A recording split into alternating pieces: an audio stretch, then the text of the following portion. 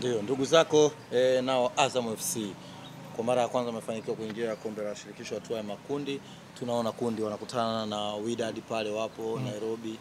Una watazamaji na kwa uchache? Kwanza hakuna grupu jepesi katika timu zetu zote mbili, kwa maana ya Singida Big Stars pamoja na Azam, wote wamepanga kwenye makundi magumu.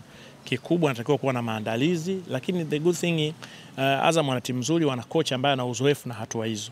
Lakini Singida halikadhalika wana kocha pia na uzoefu na hatua hizo. Lakini ukiachana na hapo, Singida wana wachezaji wengi sana wazoefu ambao mimi naona wanaweza wakawapa nafasi. Ule mchanganyiko wa kongwe na vijana walionao, naona kama wana hiyo nafasi.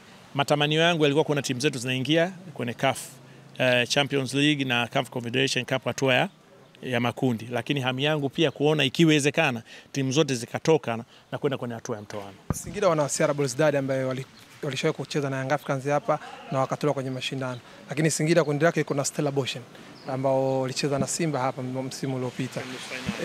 Lakini pia kuna Otoho na wao. Kwa namna ambavyo umeona ugumu mkubwa kiasi gani CR Belouizdad anarejea tena pamoja na Stellenbosch anarejea tena Tanzania? Wote wana kama nilivyosema, makundi yote ni magumu kwa sababu Stellenbosch ni one of the best organized team. Ni timu ambayo ni timu zinazofuata weledi hasa. Kwa hiyo ni lazima wajipange. Lakini hata hiyo Otoho kutoka Congo Brazzaville sio timu ya kuidharau pia. Yaani ni timu ambayo wana hamu ya kufanya vizuri kwenye hatua ya michuano ya CAF, kwa sababu kwenye nchi yao wao hawana hiyo record nzuri. Kwa hiyo ni timu kama vile imeunganika kwa maana ya watu, taifa, wanaona kama hii timu ndio inaweza kaisukuma ikawatangaza vizuri.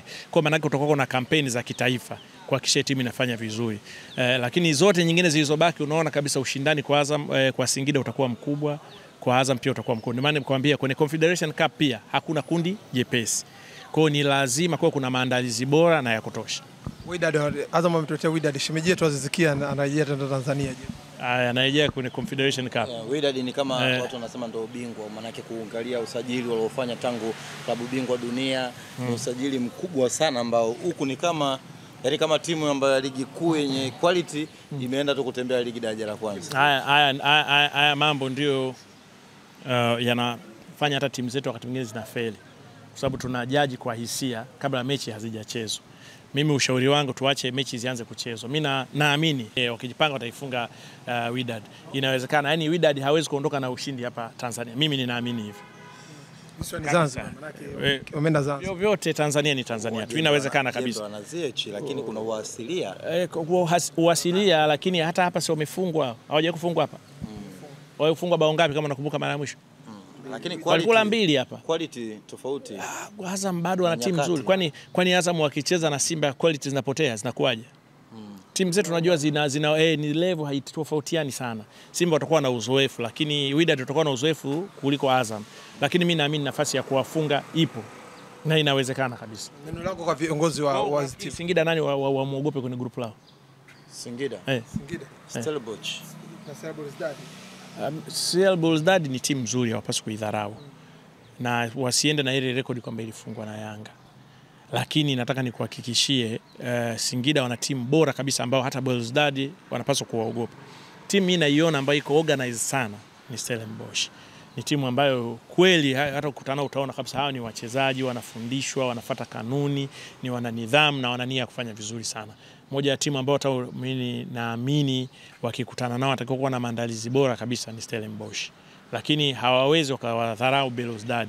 Na hapo ndio kwenye zile hisia zenu za kuamini tu kaskazini tu ndio kuna timu, lakini timu zipo South Africa, timu ziko Afrika ya Kati. Na niwakumbushe, hili jambo nataka niwaambie.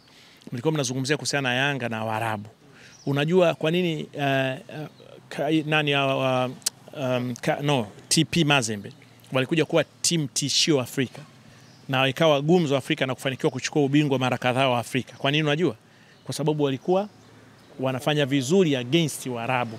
Kwa sababu Waarabu ndio wametawala mpira huu. Ili ufanye vizuri sasa hivi lazima uwe bora zaidi ya Waarabu.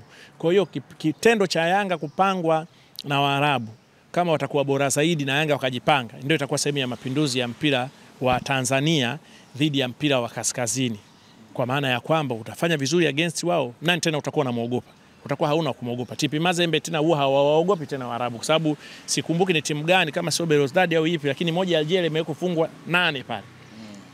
Lubumbashi. Kwa hiyo inawezekana kabisa kufanya vizuri dhidi ya Waarabu. Asanteni sana. Asante. Tuandae tamam nyingi. Tamam, wasema kulu tamam, mzeni na kadhalika. Asante sana.